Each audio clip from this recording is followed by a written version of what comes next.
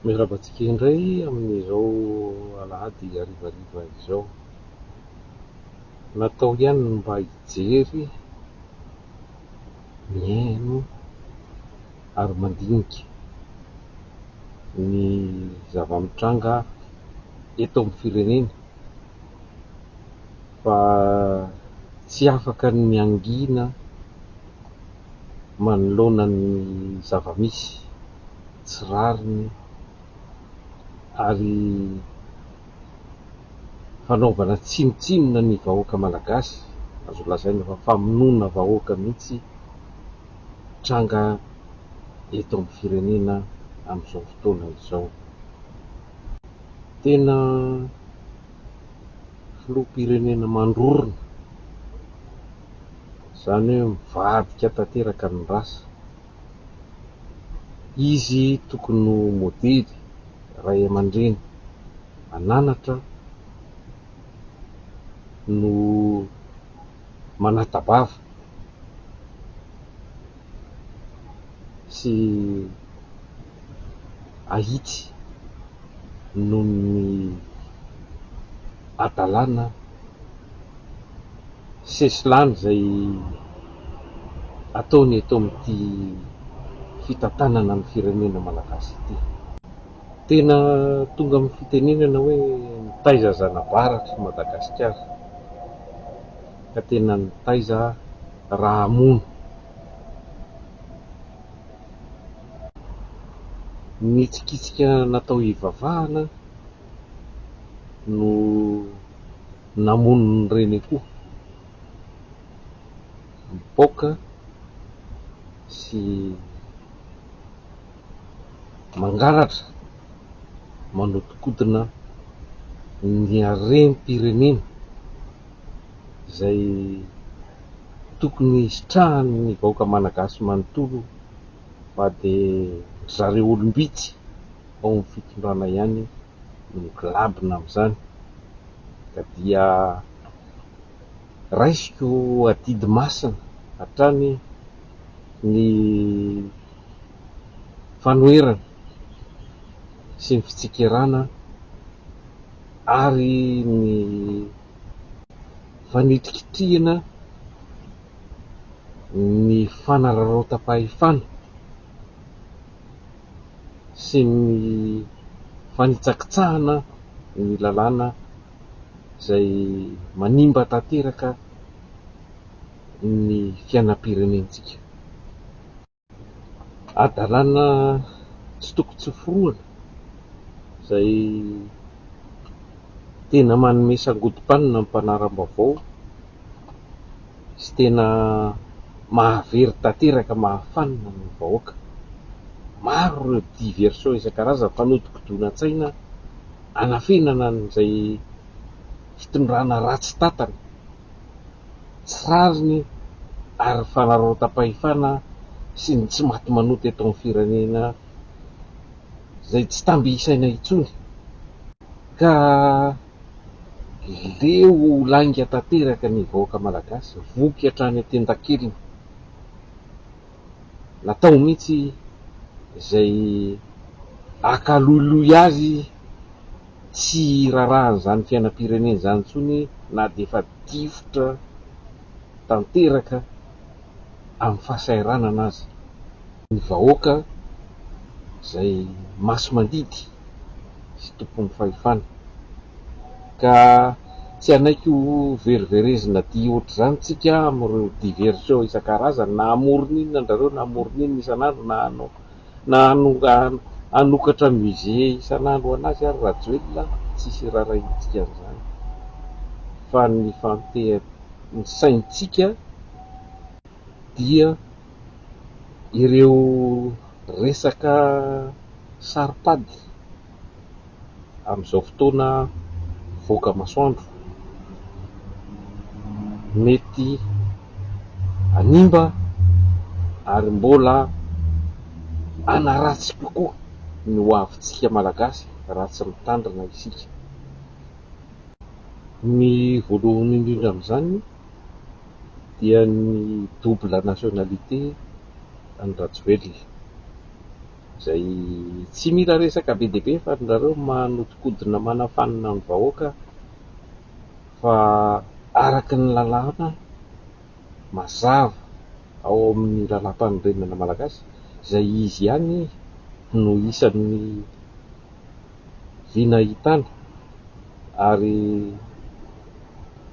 nananganana an'io lalam-panorenana io tamin'ny angalaran'ny fitondrana tamin'ny 2010 ka nanovan'ny lalam-panorenana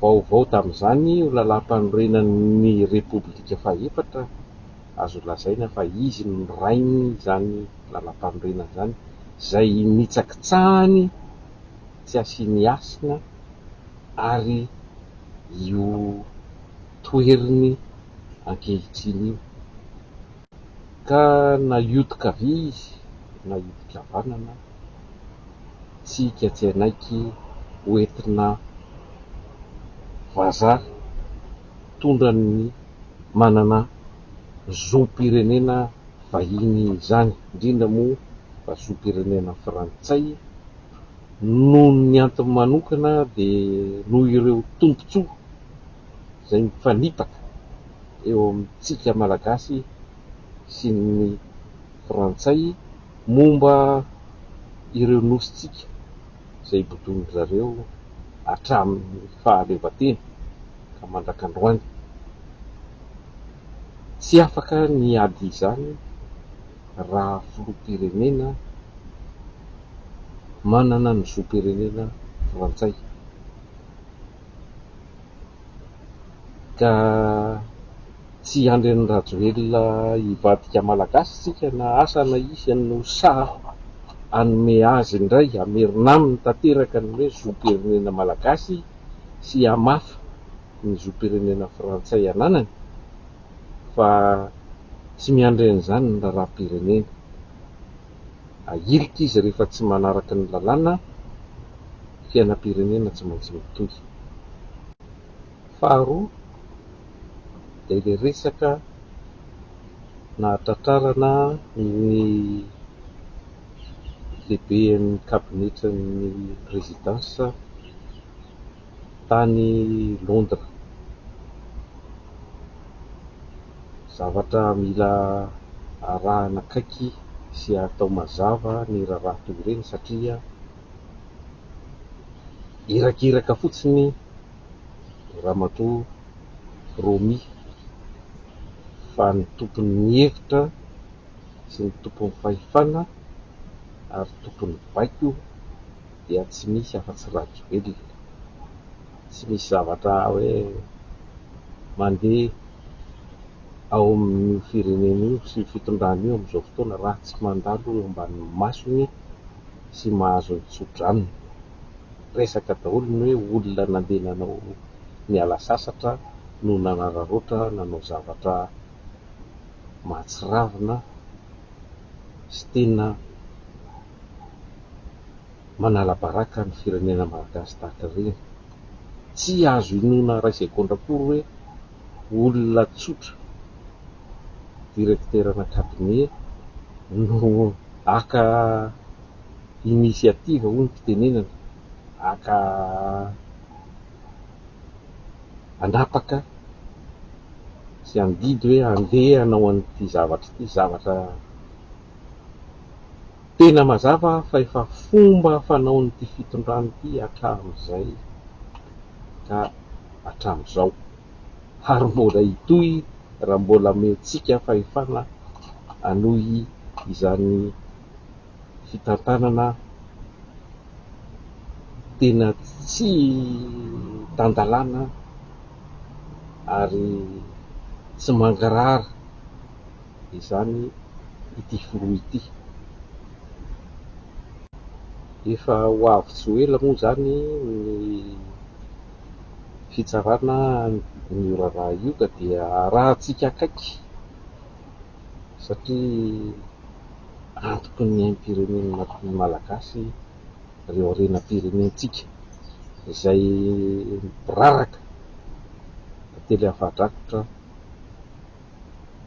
tsy hita mavery anjavo na mameno ny paosy ny mpitondra fotsiny. Ka ny mba anakanana sy tsy hisian'ny mpanararaotana toy izany intsony dia tsy maintsy ataotsika izay hitana ny marina momba n'izao raharaha tena maloto izao. Fahatelo farany dia ny resaka firongon-dajoely, izany hoe ireo olona rehetra mpiara-miosina aminy, mpiara-mihinana aminy, ary fototry izao fahasahiranana laliny ny vahoaka malagasy izao.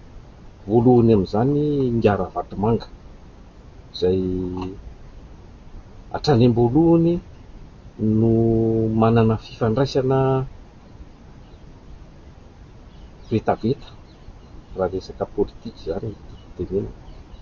Izany hoe incestueux izy ny vazaha, izy ny vahiny.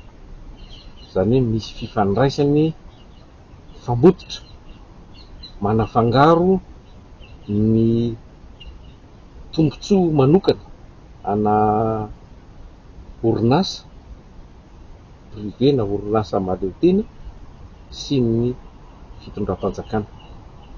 Izany nanenjehana ny fitondrana teo aloha, nefa dia zavatra mibaribary ataon'ny zareo tena tsy akinafiny intsony,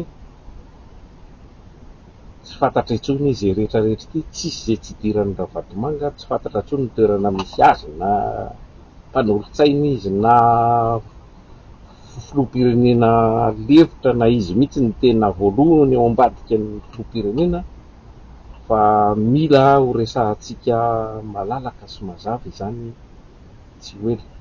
Ka miantso antsika rehetra, manasa antsika fa manao an'le fidirana mivantana en directa manoloana an'izao toetra raha ankehitriny izao, fa tiany hoe aroalika ny ranom-bazy. Ary fotoana izao andraisan'ny vahoaka indray ny fahefana, iverenan'le fahefana any amin'ny vahoaka, ka isafidianany hanomezany izay fahefana izay ho an'izay olona hipetrahany fitokisany, ary mba hialantsika amin'ity alabato sy fifidianana tsy ara-dalàna tsy misy farany ity. Aiza ve firenena taiza dimy taona aty aoriana mihena indray ny isan'ny mpifidy, tsy mbola nisy firenena ohatr'izany. Ka manasa antsika amin'ny talata ho avy izao